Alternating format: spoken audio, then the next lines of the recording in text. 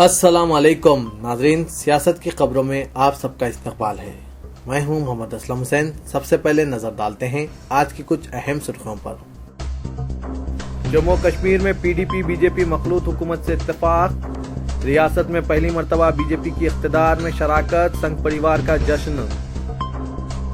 बेजनूर के गांव में कशीदगी, लड़की मुस्लिम नौजवान के साथ भागने पर लड़के की फैमिली को ज़ुदोकोब।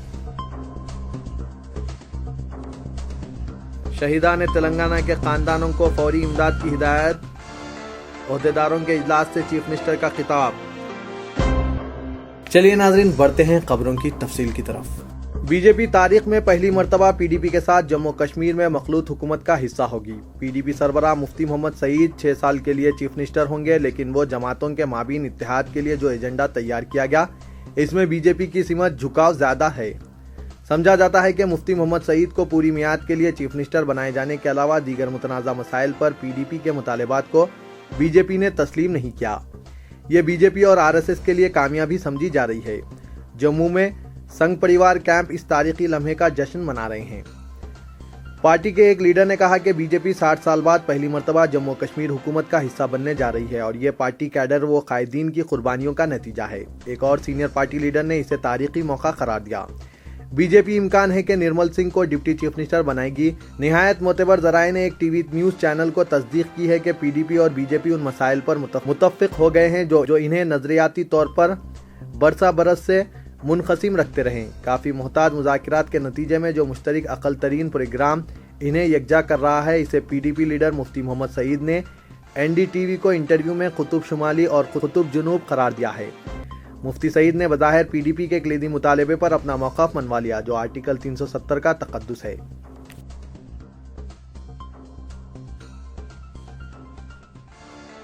वज़ीर आज़म नरेंद्र मोदी और बॉलीवुड अदाकार अमिताभ बच्चन ने समाजवादी पार्टी के सरबराह मुलायम सिंह यादव के पोतरे भतीजे की शादी तकरीब से कबल तिलक रस्म में शिरकत की।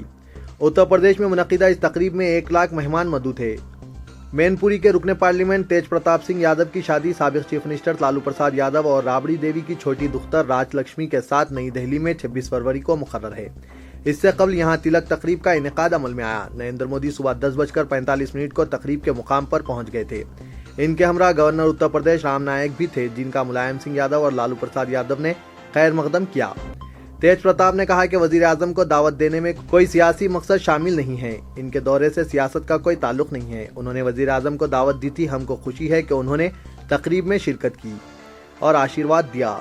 इनकी हुकूमत के खिलाफ हमारी तनकीदें मसाइल की बुनियाद पर हैं, ज़ाती नहीं हैं। मुलायम सिंह यादव और लालू प्रसाद यादव भी नरेंद्र मोदी पर शदीद तनकीदें करते हैं, लेकिन अब उन्होंने इस खुशी के मौके पर तमाम तलखियों को फरामोश किया है।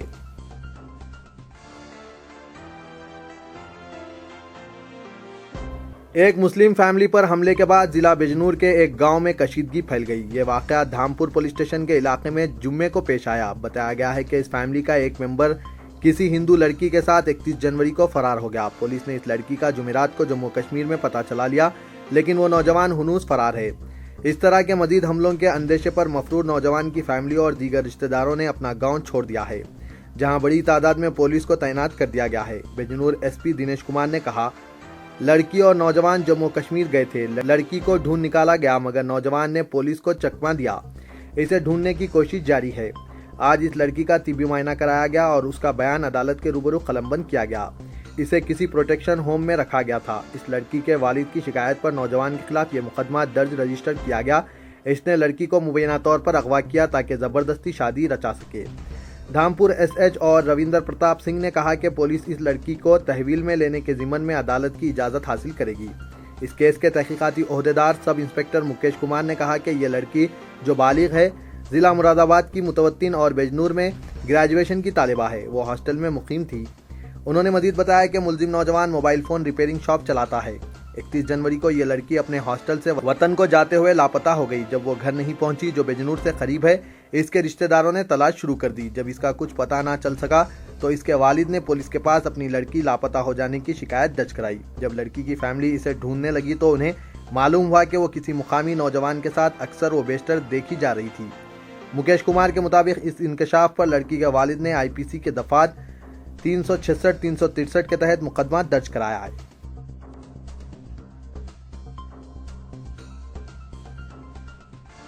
تلنگانہ حکومت نے آئندہ مالیاتی سال اقلیتی بہبود کے بجٹ میں اضافے کا فیصلہ کیا ہے۔ اقلیتی بہبود بجٹ کے تعین کے سلسلے میں وزیر فائنانس ای راجندر نے آج محکمہ اقلیتی بہبود کے عہدیداروں کے ساتھ جائزہ اجلاس منعقد کیا، جس میں جاریہ سال کے بجٹ کے خرچ کے علاوہ آئندہ مالیاتی سال کی بجٹ تجاویز کا جائزہ لیا گیا۔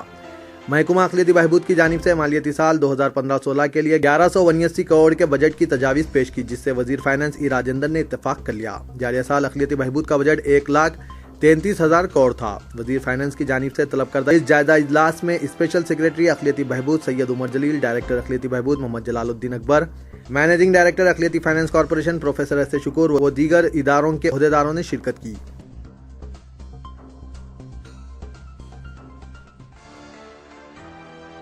وزیر اعلیٰ تلنگانہ کے چندر شیکھر راؤ نے شہیدان تلنگانہ کے خاندانوں کو فی کس 10 لاکھ روپے امداد کے علاوہ خاندان میں ایک فرد کو ملازمت فراہم کرنے کے اقدامات کی عہدیداروں کو ہدایت دی۔ انہوں نے کہا کہ اب تک جن شہیدان تلنگانہ کی نشاندہی کر لی گئی ہے، ان کے خاندانوں کو فوری فی کس 10 لاکھ روپے کی امداد فراہم کر دی جائے۔ انہوں نے ضلع کلکٹرز اور متعلقہ اضلاع کے وزراء کو اس کام کی نگرانی کی ہدایت دی۔ وزیر اعلیٰ نے آج عہدیداروں اور وزراء کے ساتھ شہیدان تلنگانہ کے خاندانوں کی امداد اور بیڑی مزدوروں کو امداد کی فراہمی جیسے امور پر جائزہ اجلاس منعقد کیا۔ وزراء Harish Rao, Jagdish ready, chief secretary Rajiv Sharma, chief minister دفتر کے chief secretary nursing Rao, secretaries finance Nagi ready, Ram Krishna Rao اور دیگر نے شرکت کی۔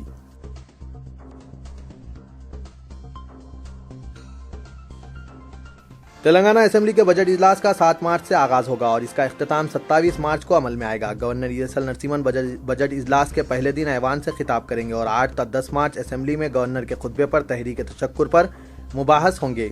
حکومت 8 مارچ کو بھی اسمبلی اجلاس رکھنا چاہتی ہے، حالانکہ اس دن اتوار ہے۔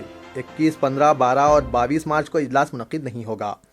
وزیر فائنانس ایٹلا راجندر 11 مارچ کو بجٹ پیش کریں گے۔ چیف منسٹر چندر شیکھر راؤ نے آج governor E S L Narasimhan سے ملاقات کی اور مکمل بجٹ سیشن کے تعلق سے تبادلہ خیال کر کے انتظامات کی ہدایت دی۔ قبل ازیں انہوں نے اسمبلی کا دورہ کیا اور اسپیکر مدھوسودن چاری و عہدیداروں سے ملاقات کر کے بجٹ سیشن سے متعلق تبادلہ خیال کیا تھا۔